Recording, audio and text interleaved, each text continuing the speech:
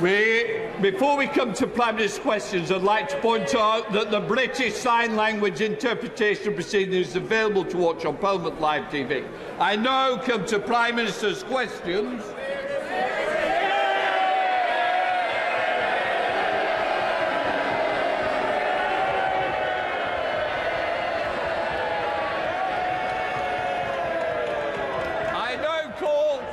Chamberlain. Question 1, Mr. Speaker.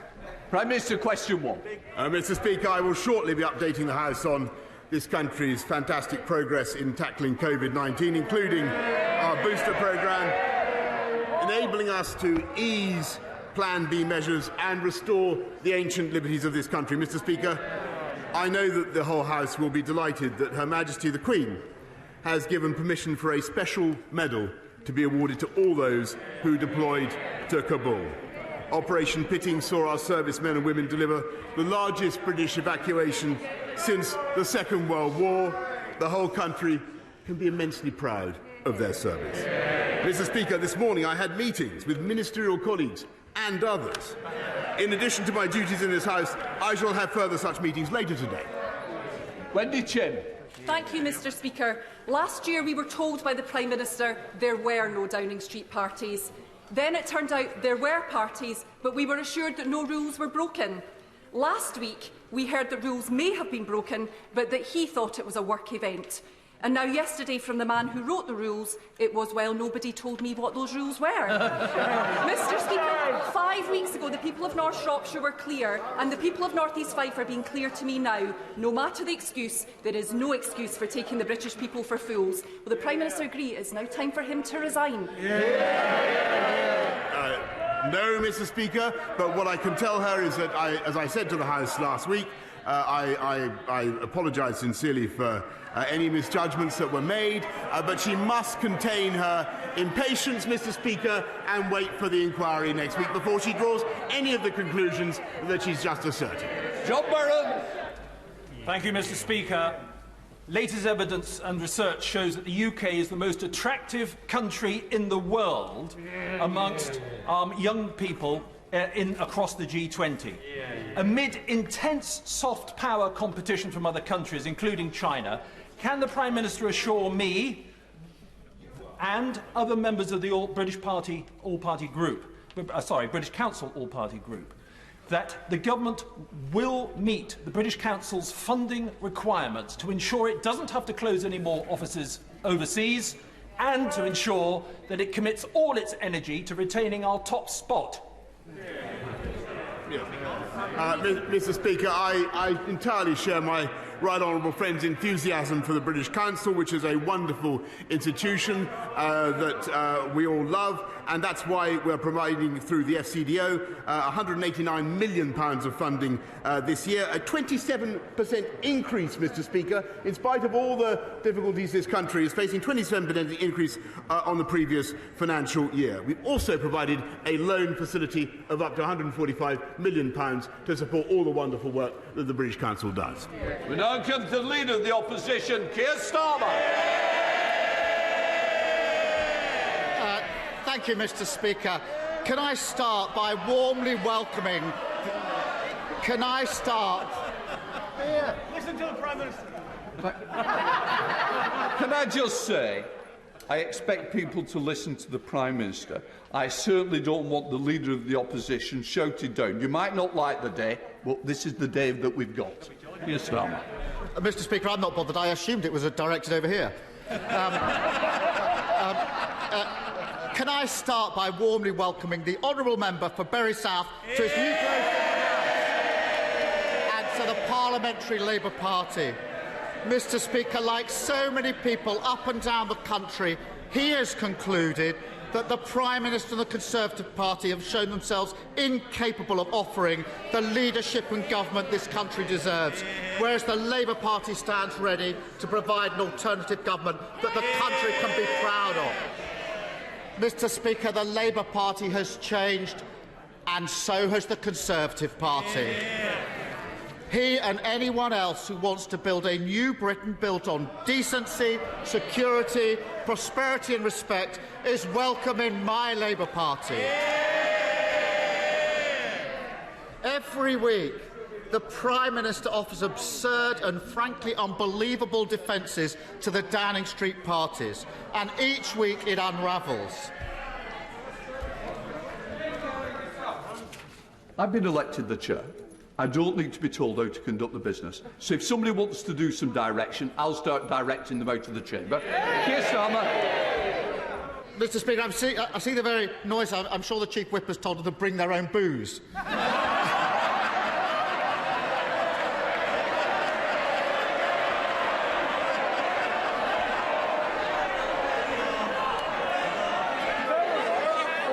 Order. Let's try and get on with questions. It's going to be a long day if not. Keir Starmer. Mr. Speaker, first he said there were no parties. Then the video landed, blowing that defence out the water. Next he said he was sickened and furious when he found out about the parties, until it turned out that he himself was at the Downing Street garden party. Then last week he said he didn't realise he was at a party, and surprise, surprise, no one believed him. So this week he's got a new defence. Nobody warned me that it was against the rules. That's it. Nobody told him. Since the Prime Minister wrote the rules, why on earth does he think that his new defence is going to work for him? Well, thank you, Mr. Speaker. Well, he talks about the rules, and let me repeat what I said to the honourable lady across the aisle earlier on. Of course, Mr. Speaker, we must wait for the outcome of the inquiry. But I renew what I've said, Mr. Speaker. But when it comes to his view, nobody believes what you say. Can we have a little less? I want to this Prime Minister like I wanted to leader of the opposition. I want the same courtesy from both sides. Prime Minister. Yeah. Well, Mr. Speaker, if we'd listened to the right honourable gentleman about COVID restrictions, which is the substance of his question, then, Mr. Speaker, we would still be, we would have been in lockdown after July. If this is the truth, if we listened to the Labour front bench in the run-up to Christmas and New Year, Mr. Speaker, we would have stayed in restrictions with huge damage to the economy. And it's because of the judgments that I've taken and that we have taken in Downing Street that we now have the fastest growing economy in the G7 and GDP, Mr. Speaker, now back up above pre-pandemic levels. And as for Bury South, Mr. Speaker, as for Bury South, let me say to the right gentleman, Mr. Speaker, by all leave, may I say to the right honourable gentleman that the Conservative Party won Bury South for the first time in generations under this Prime Minister, with an agenda of uniting and levelling up and delivering for the people of Bury South. And, Mr. Speaker, we will win again in Bury South at the next election under this Prime Minister.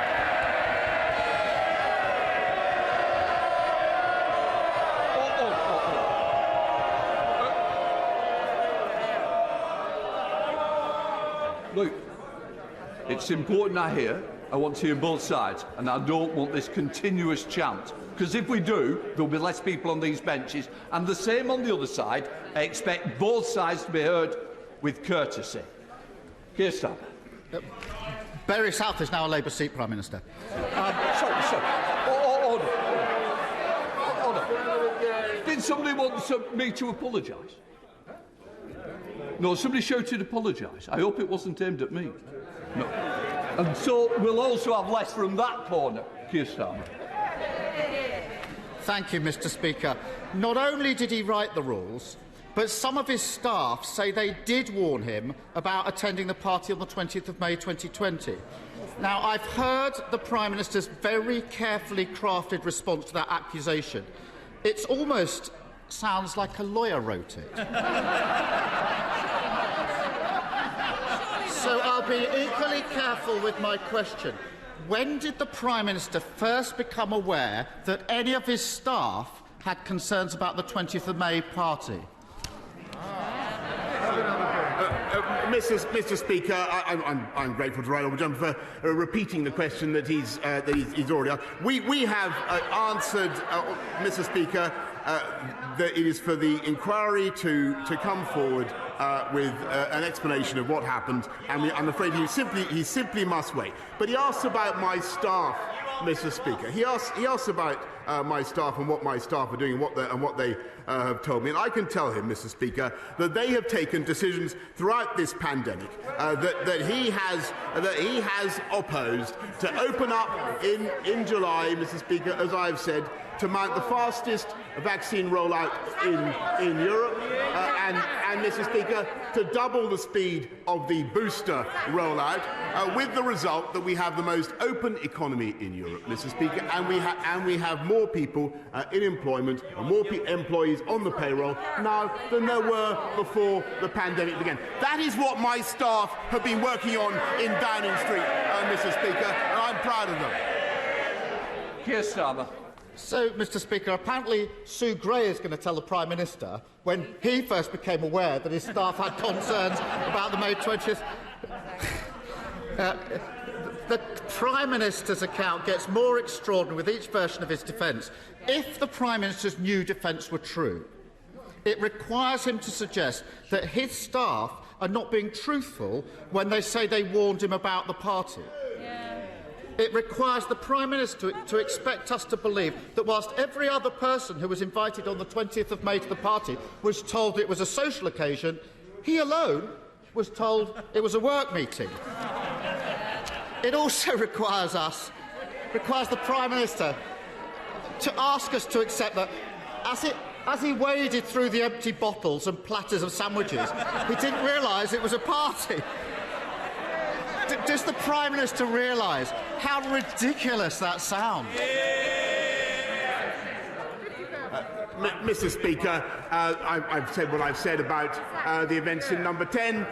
He will have to wait for the. He'll have to wait for what? And Mr. Speaker, I think he asks for further clarification. I think there are lots of people who are interested. I say this entirely in passing, Mr. Speaker. Lots of people are interested in the exact legal justification from the learned leader of the opposition for the picture of him drinking a pint of beer or a bottle of beer. Mr. Speaker, I merely perhaps he could tell the House about that in a minute, Mr. Speaker. But what I can tell the House is that throughout the pandemic, people across government have been working flat out to protect the British public with huge quantities of PPE, so we can now make 80% in this country, with the biggest and most generous furlough scheme virtually anywhere in the world, and the fastest. And by the way, Mr. Speaker, if we listened to them, we would have stayed in the European Medicines Agency, and we would never have been able to deliver the vaccine rollout at the speed that we did. Keir Starmer. Mr. Speaker, if the Prime Minister thinks the only accusation he faces that he once had a beer with a takeaway, then Operation Save Big Dog is in deeper trouble than I thought.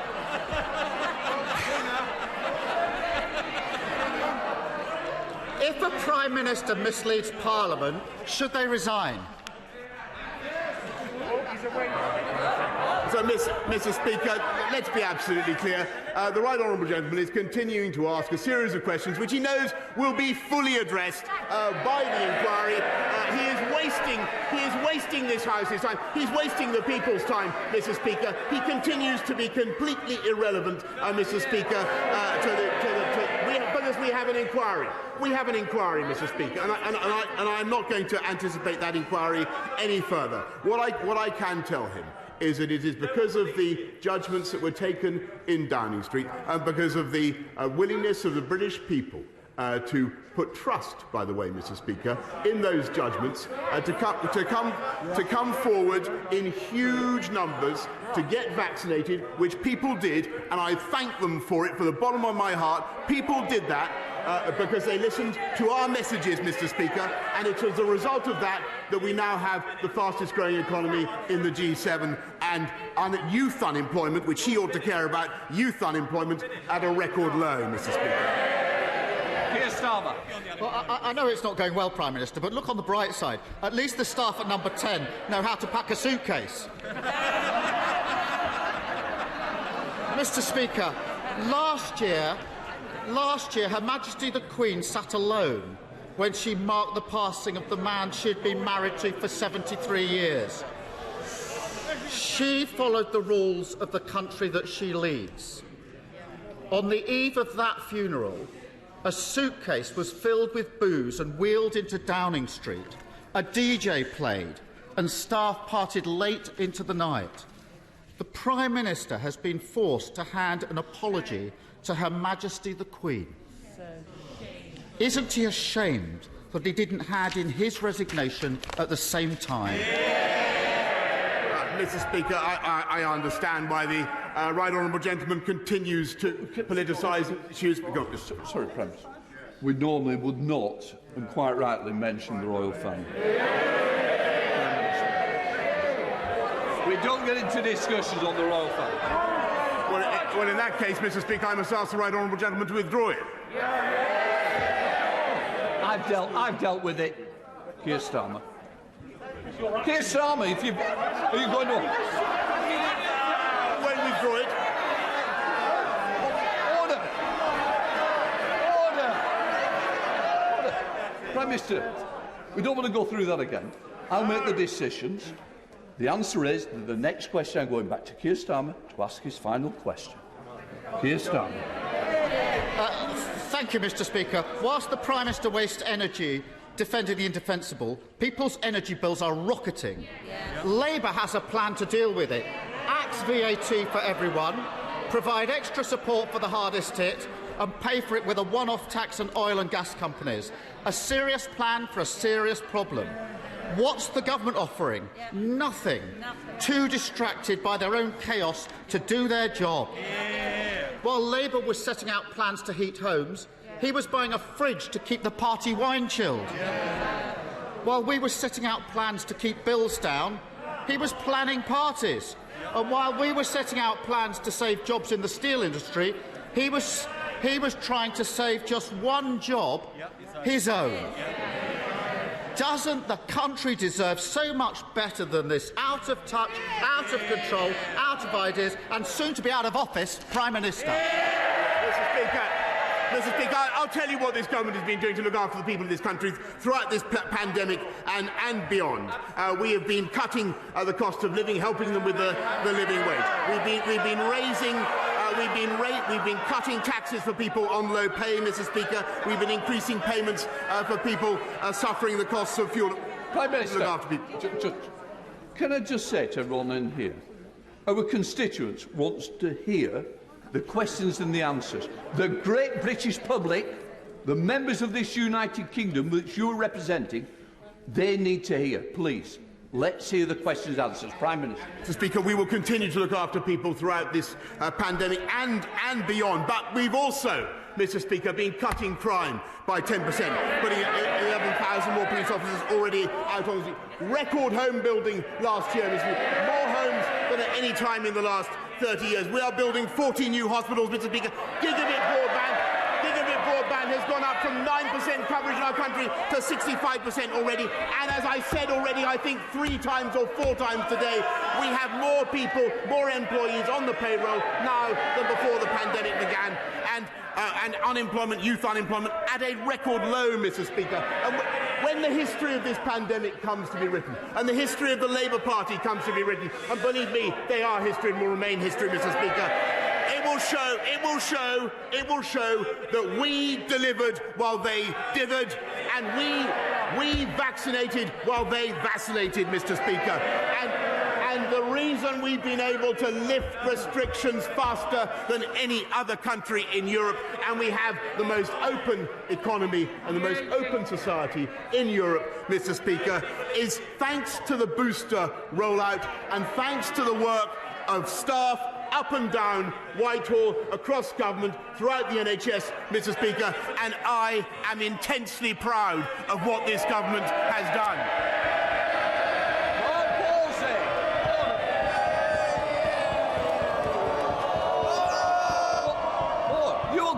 If you let the questions come. Mark Palsey. Thank you, Mr. Speaker. Following on from the excellent news on the economy and jobs, the Prime Minister will remember my question to him last June about proposals for a gigafactory in Coventry. Last week, local councils granted outline planning permission to create 6,000 new skilled jobs, to secure many thousands of others, inject £2.5 billion into our local economy and level up across our region. With fast-rising demand for greener and cleaner electric cars, may I ask him for his support to ensure the swift delivery of this vitally important project? I thank my honourable friend for campaigning for this wonderful project, and we are supporting the electric vehicle industry. We've made another £350 million available through the Automotive Transformation Fund, on top of the £500 million commitment that we've already made in the 10-point plan. And I know that the campaign for Coventry Airport is an excellent one. I look forward to seeing how it develops. We now come to the Leader of the SNP, Ian Blackford. Thank you, Mr. Speaker. This week was supposed to be Operation Save Big Dog, but it's quickly become Operation Dog's Dinner. Over the past few days, we've had more damaging revelations about Downing Street rule-making, more evidence that Parliament has been misled, and an even longer list of ludicrous, absolutely ludicrous excuses from the Prime Minister. First he claimed there were no parties. Then he wasn't present. Then he admitted he was at them, but he didn't know it was a party. And then, Mr. Speaker, the latest sorry excuse is really the most pathetic of them all. Nobody told me. Nobody told me. Nobody told the Prime Minister he was breaking his own rules. Absolutely pathetic. The Prime Minister, you know, what a look. The Prime Minister laughing once again, laughing at the British public. The Prime Minister is taking the public for fools. Nobody believes him. Will the Prime Minister finally take responsibility? Resign. Go, Prime Minister. No, Mr. Speaker, but I thank him for his question again, and let me just remind him that there's an inquiry that is due to conclude. I believe he is wrong in what he asserts, Mr. Speaker, but we'll have to wait and see what the inquiry says. But, Mr. Speaker, I think the most important thing from the point of view of the UK government is that we're coming out of the restrictions that we've been in. I'm delighted to see that that's happening in Scotland as well, and that is very largely thanks to the wonderful cooperation that we continue to see across the whole of the UK, though you wouldn't believe it to hear it from him. Ian Blackford. Mr. Speaker, I'm afraid nobody is buying this Act anymore. There ought to be some respect and dignity from the Prime Minister. Let's remind ourselves, more than 150,000 of our citizens have died, and he's partying, he's laughing. Mr. Speaker, it simply isn't acceptable. The fake contrition, the endless excuses, the empty promises that it will be different only if we give him one last chance. This is a Prime Minister who arrogantly believes that he's above the rules, a Prime Minister who brazenly twists the truth, a Prime Minister who simply isn't fit for office. The Prime Minister's former Chief Advisor has said that he lied to Parliament, breaking the ministerial code. Prime Minister, a resignation offence. Public trust is hemorrhaging. With every day that passes, this Tory government loses even more credibility. When will the Tory MPs finally do the right thing? Show the Prime Minister the door.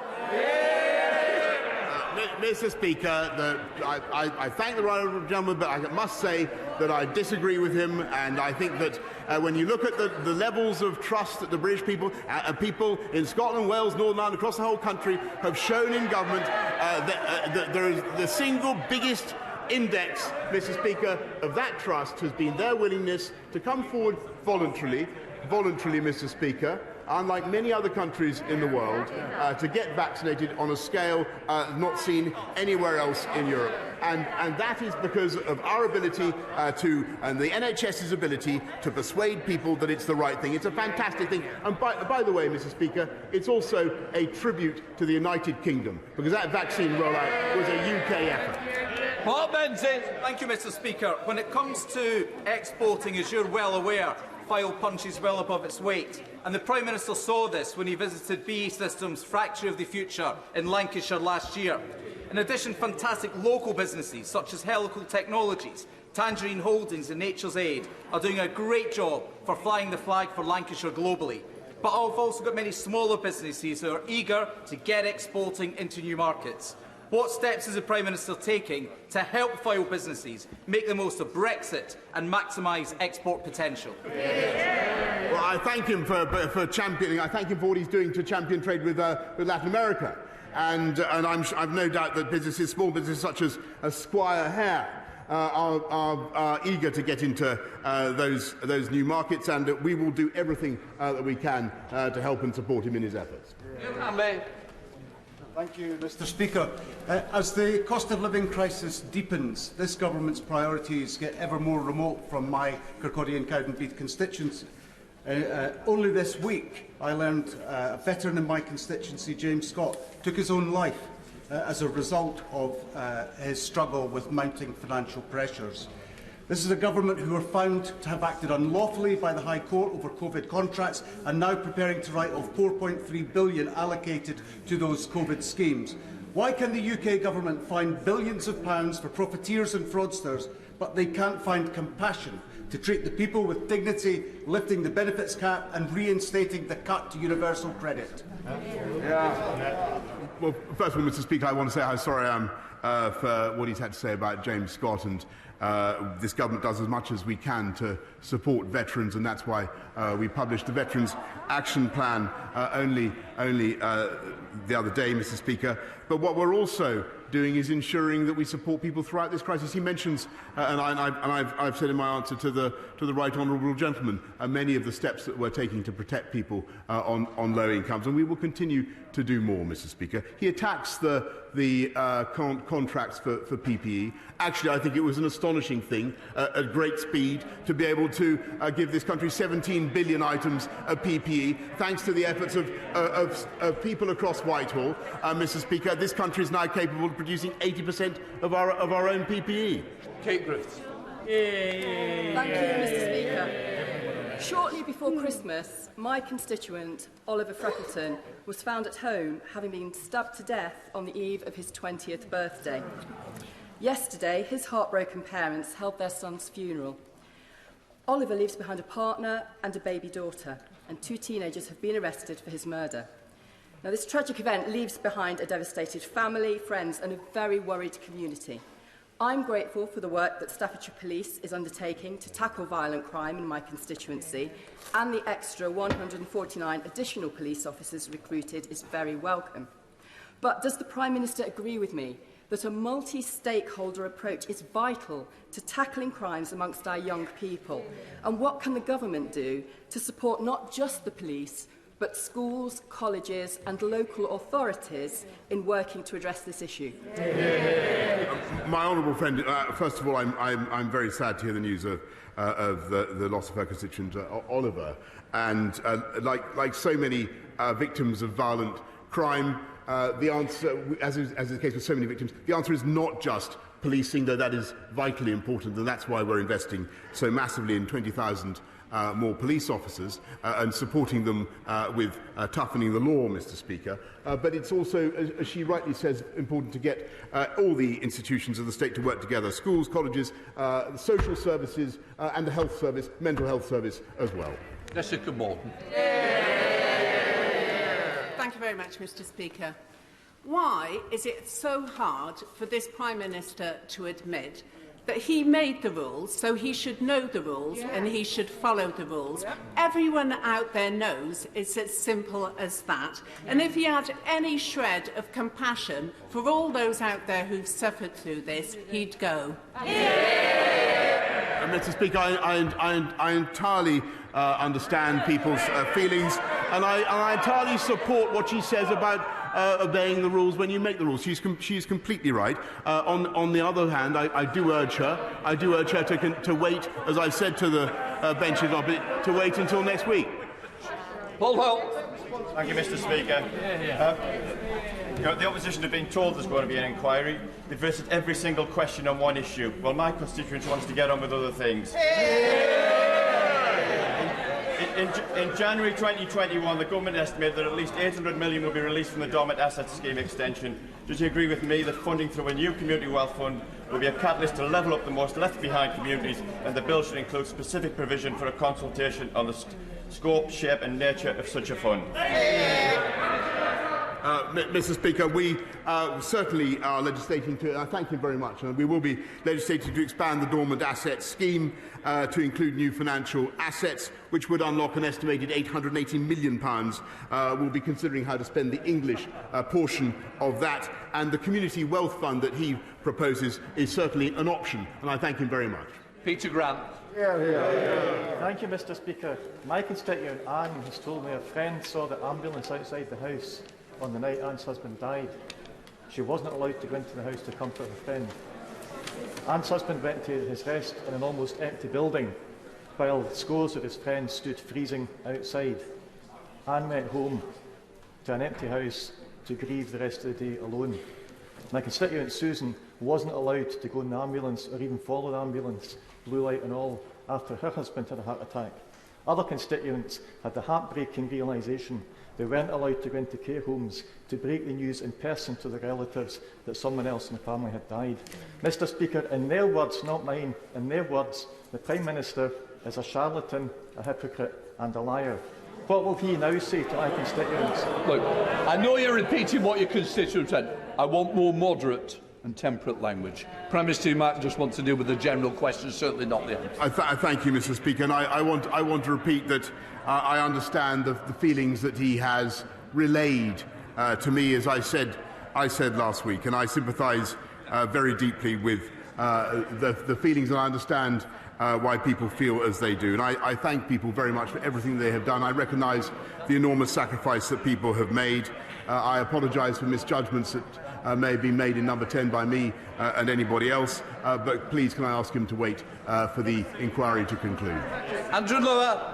Thank you, Mr. Speaker. I recently attended a debate held by my honourable friend for West Aberdeenshire and Kincardine, seeking a central London memorial for the Photographic Reconnaissance Unit. And in it I referenced my Northampton South constituent, mosquito pilot, Mr. George Pritchard, who is 98 next week and is one of the last surviving members of the unit.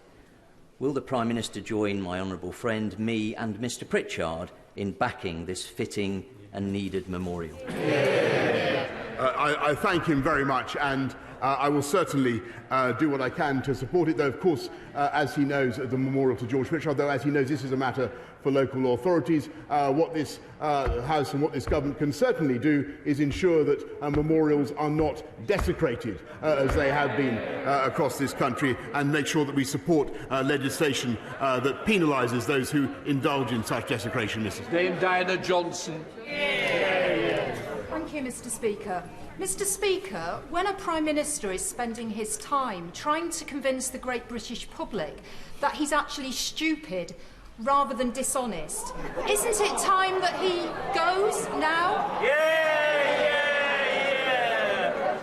Mr. Speaker, I think that was a question for you rather than me, but I'm not. Look, I've made my point. I think that the British public have responded to what this government has had to say in the most eloquent way possible. They have beaten COVID so far, Mr. Speaker. They have helped to defeat COVID so far, Mr. Speaker, with the steps they have taken by getting vaccinated and implementing Plan B, and I thank them. Just for the Prime Minister, for the record, it's not Speaker's questions.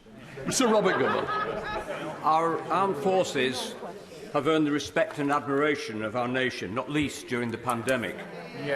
On Remembrance Sunday, we commemorate their sacrifices, but on Armed Forces Day, on the 25th of June, we will celebrate all that is amazing about our Army, Navy and Air Force.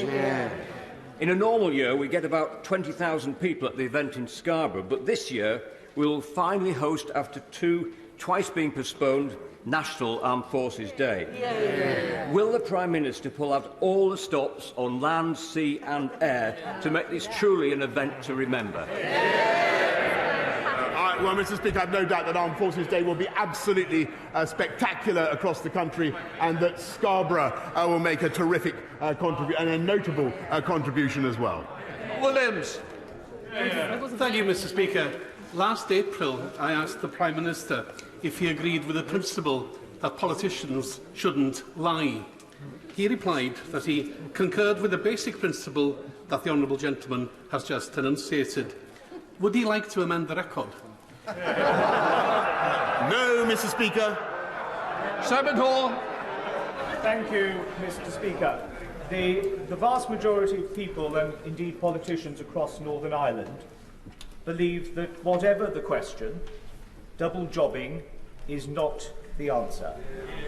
Could I urge my right honourable friend to listen to the majority and ask him not to move the government amendment in the other place later today? I'm grateful to my honourable friend, and I'm advised that I think the amendment in question is indeed going to be withdrawn. Twist. Mr. Speaker, my constituents are rightly angry at the Prime Minister's behaviour.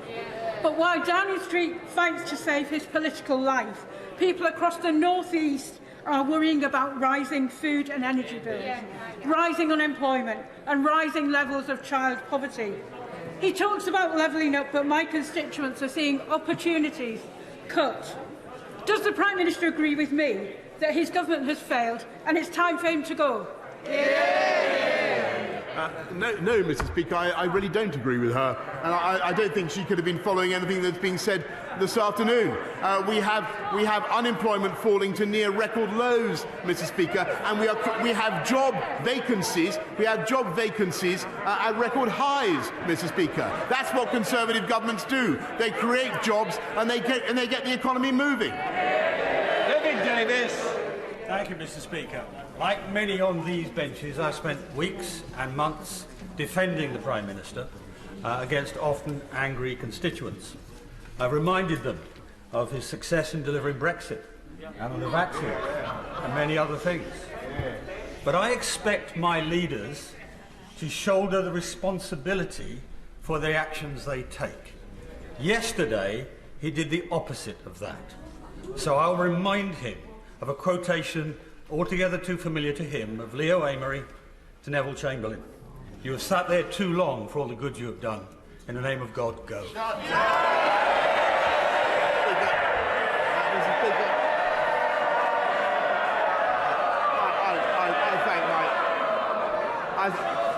Order. Prime Minister. I must say to the right honourable gentleman, I don't know what he's talking about, but what I can tell him, I don't know what quotation he's alluding to that he's referring. But what I can tell him is that I think I've told this House repeatedly throughout this pandemic, I take full responsibility for everything done in this government and throughout the pandemic. Stephen Kinnock. Does the Prime Minister agree with the Leader of the House that the Leader of the Scottish Conservatives is a lightweight? Mr. Speaker, the Conservative approach to the Union is one that I think is right for our country.